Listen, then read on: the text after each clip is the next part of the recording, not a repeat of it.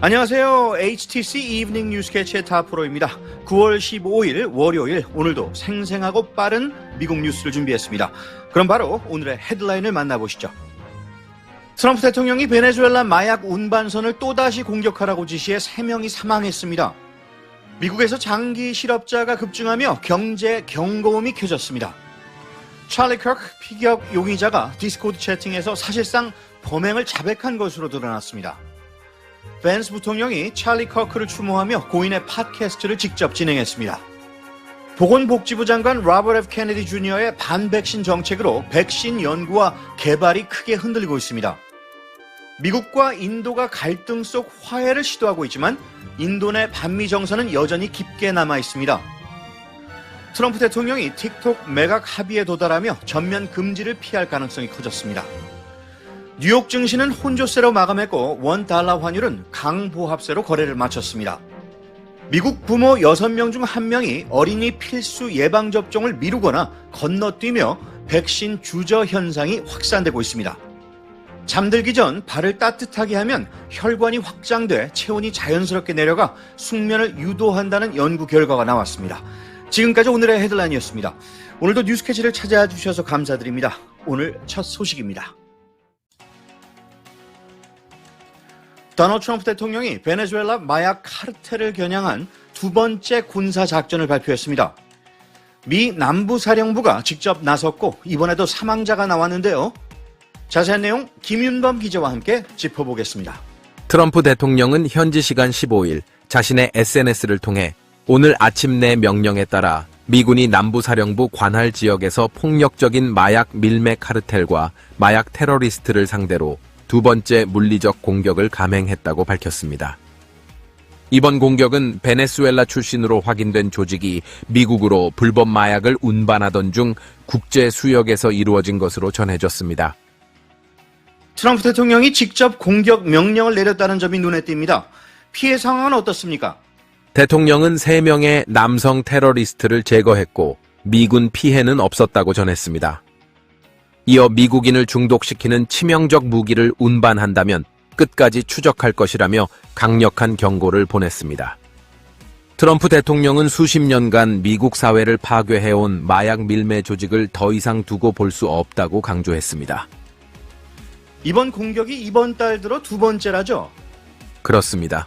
트럼프 대통령은 이달 초에도 베네수엘라 마약 운반선을 폭격해 테러리스트 11명을 사살했다고 발표했는데요. 불과 2주 만에 추가 공격을 단행하면서 미국의 강경한 마약 차단 의지를 재확인한 셈입니다. 베네수엘라 정부의 반응도 궁금합니다. 베네수엘라 정부는 이번에도 즉각 반발했습니다. 공격을 받은 선박이 마약 밀매 조직과 관련이 없다고 주장하면서 미국의 일방적 군사 행동을 강하게 비난하고 있습니다. 베네수엘라 해역 주변에는 이미 미 해군 함정이 배치돼 있어 양국 간 군사적 긴장은 한층 고조될 전망입니다. 미국이 이렇게까지 군사력을 동원하는 배경은 무엇인가요?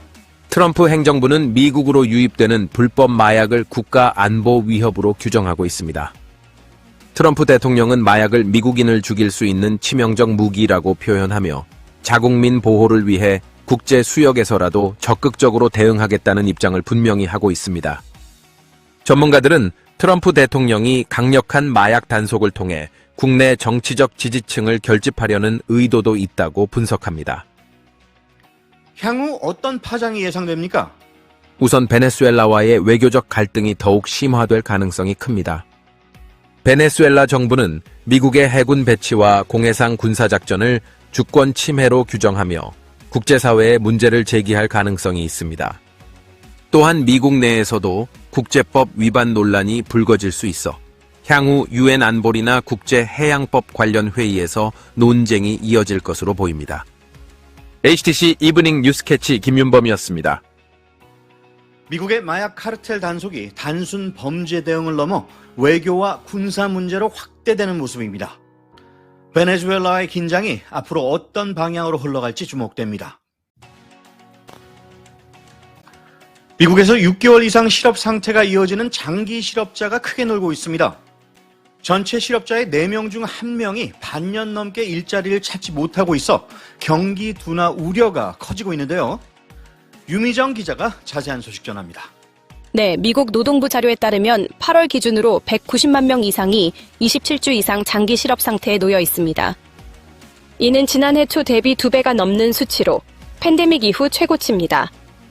전문가들은 장기 실업자 비율이 25%를 넘는 것은 주로 경기 침체기에서만 나타나는 위험 신호라고 분석했습니다. 실업률 자체는 여전히 낮은 수준인데 왜 이렇게 장기 실업자가 늘어난 걸까요? 전체 실업률은 4.3%로 역사적으로 낮은 편이지만 채용을 늘리는 기업이 크게 줄었습니다. 관세와 각종 경제정책 변수가 불확실해지면서 기업들이 신규 채용을 멈추거나 최소화했기 때문입니다. 해고는 서서히 증가해 실업수당 청구 건수도 2021년 10월 이후 최고치를 기록했습니다. 구직자들이 실제로 겪는 어려움은 어떤가요? 6개월 이상 실업이 이어지면 실업수당과 퇴직금이 대부분 소진돼 생활이 불안정해집니다. 한 IT 전문가의 경우 300곳 이상에 지원했지만 모두 불합격이었고 14개월째 구직 중인 법률사무원은 이미 6개월치 임대료를 밀렸다고 호소했습니다. 장기 실업이 길어질수록 기술이 뒤처지거나 인맥이 단절돼 취업 문턱이 더 높아집니다. 특히 청년층의 상황도 걱정된다고 하죠? 맞습니다. 대학을 갓 졸업한 젊은 층은 경험이 부족한 데다 초급 일자리가 줄어들면서 취업이 더욱 어렵습니다. 여기에 장기 실업으로 이어질 경우 노동시장 이탈 가능성도 커져 미래 세대의 경제 기반이 흔들릴 수 있다는 경고가 나옵니다. 그렇다면 전문가들은 어떤 대책을 제시하고 있습니까? 경제학자들은 장기 실업이 개인의 재정 악화뿐 아니라 소비 위축과 경기 둔화로 이어질 수 있다며 정부와 기업의 적극적인 일자리 창출이 필요하다고 강조했습니다. 또 장기 실업자 재교육과 직업 훈련 프로그램 확대도 시급하다고 지적했습니다. HTC 이브닝 뉴스 캐치 유미정이었습니다. 장기 실업이 개인과 경제 전반에 미치는 파장이 상당히 큰 만큼 정책적 대응과 기업의 고용 확대가 절실해 보입니다. 지금까지 장기 실업 급증 소식 전해드렸습니다. 유타주에서 보수 성향 활동가 찰리 커크가 공개 행사 중 총격으로 숨진 사건의 수사가 진행 중입니다. 용의자 타일러 로빈슨은 체포 진술을 거부하고 있으나 가족과 지인 조사에서 강한 진보 성향을 보였다는 사실이 드러났습니다. 로빈슨은 유타 주립대 중퇴 후 온라인 커뮤니티와 게임 문화에 깊이 빠지며 급격히 변했고 사건 현장 탄피에는 파시스트 받아라 등 극단적 문구가 새겨져 있었습니다. 그는 33시간의 추적 끝에 붙잡혀 가중살인 등 혐의로 구금돼 있으며 사형까지 가능한 중범죄로 기소될 예정입니다. 트럼프 대통령은 급진 좌파의 폭력을 규탄했고 정치권은 모든 형태의 극단주의를 경계해야 한다고 한 목소리를 냈습니다. 타일러 로빈슨이 체포 직전 온라인 채팅에서 사실상 범행을 자백한 것으로 드러났습니다. 워싱턴 포스트가 입수한 디스코드 메시지에 따르면 로빈슨은 어제 UVU에서 일어난 일은 나였다, 미안하다며 곧 자수하겠다고 친구들에게 알렸습니다. 이 메시지는 그가 체포되기 약 2시간 전인 목요일 밤 소규모 비공개 그룹 채팅방에 남긴 것으로 디스코드 측도 FBI와 협력해 해당 기록을 제출했습니다. 수사당국은 로빈슨이 최근 정치적 성향이 급격히 변했고 커크를 비난해왔다는 진술을 확보했지만 구체적인 범행 동기는 여전히 조사 중입니다. 33시간의 추적 끝에 로빈슨은 유타 카운티 보안관에 자수했으며 현재 가중 살인 혐의로 구금돼 있습니다.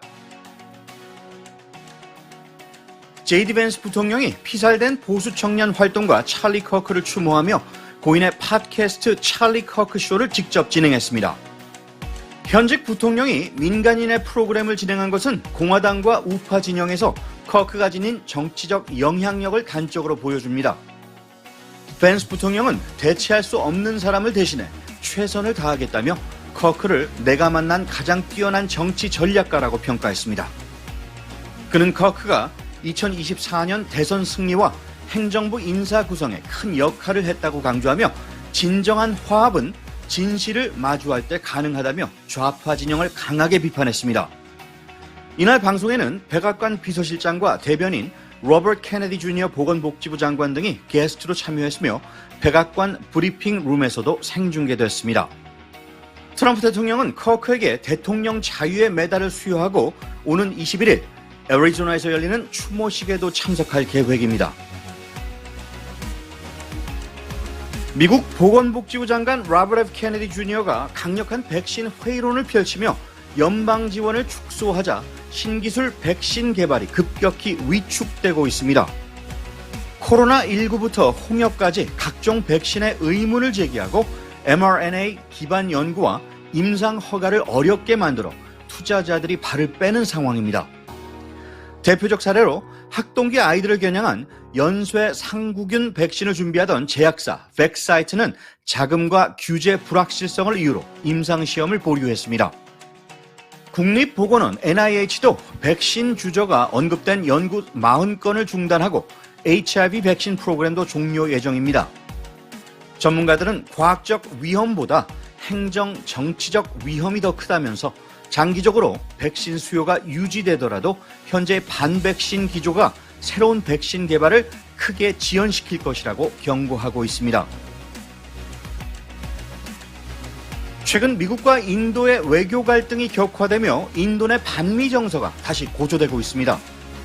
트럼프 대통령이 인도의 러시아산 석유 수입을 비난하고 고율 관세를 부과하며 죽은 경제라 조롱하자 과거 미국의 파키스탄 편향과 제재를 기억하는 인도인들의 불신이 되살아났습니다.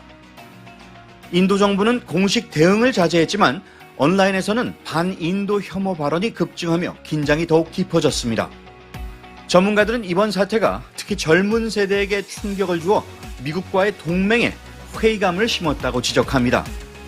양국 정상은 최근 특별한 관계를 강조하며 교역 협상 재개 의사를 밝혔지만 인도 사회는 미국은 언제든 우리를 버릴 수 있다는 냉소를 감추지 않고 있습니다. 관계 복원이 이루어져도 신뢰 회복에는 오랜 시간이 필요하다는 전망이 우세합니다. 뉴욕 증시는 오늘 혼조세로 장을 마쳤습니다. S&P 500 지수는 기술주 강세에 힘입어 0.3% 상승한 5,620선에서 마감했고 나스닥 종합지수는 대형 기술주 매수세로 0.6% 올라 18,150선을 gi록했습니다. 반면 다우존스 산업평균지수는 경기 둔화 우려와 일부 금융주 약세로 0.2% 내린 39,150의 거래를 마쳤습니다. 같은 날 원달러 환율은 뉴욕 역외 시장에서 1달러당 1,373원 수준으로 강보합세를 보이며 국내 장 마감가 대비 2원가량 상승했습니다.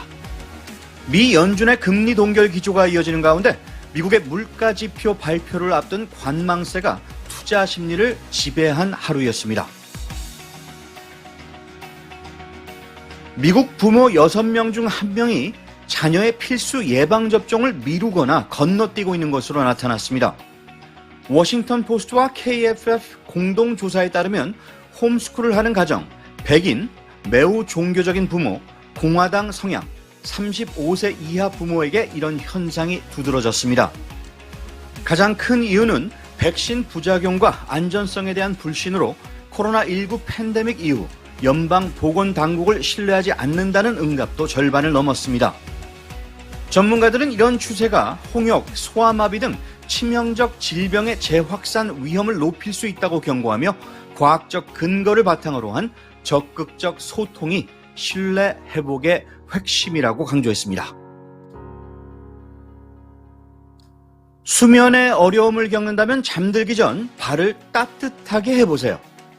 연구에 따르면 발이나 손을 데우면 혈관이 확장되면서 체온이 자연스럽게 떨어지고 이는 수면을 유도해 멜라토닌 보충제 못지않은 효과를 냅니다. 방법은 간단합니다. 잠들기 한두 시간 전 따뜻한 물로 족욕을 하거나 10분 정도 온욕, 샤워를 하거나 양말을 신고 자는 것만으로도 잠드는 시간을 평균 9분가량 단축시키고 깊은 잠을 늘려줍니다.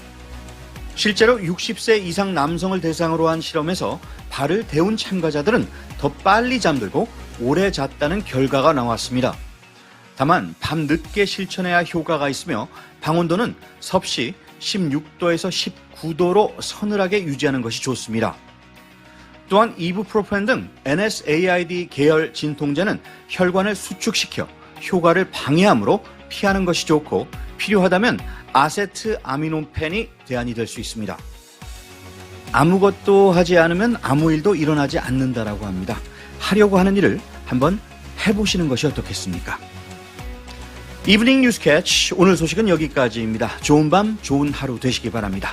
지금까지 진행의 탑프로였습니다.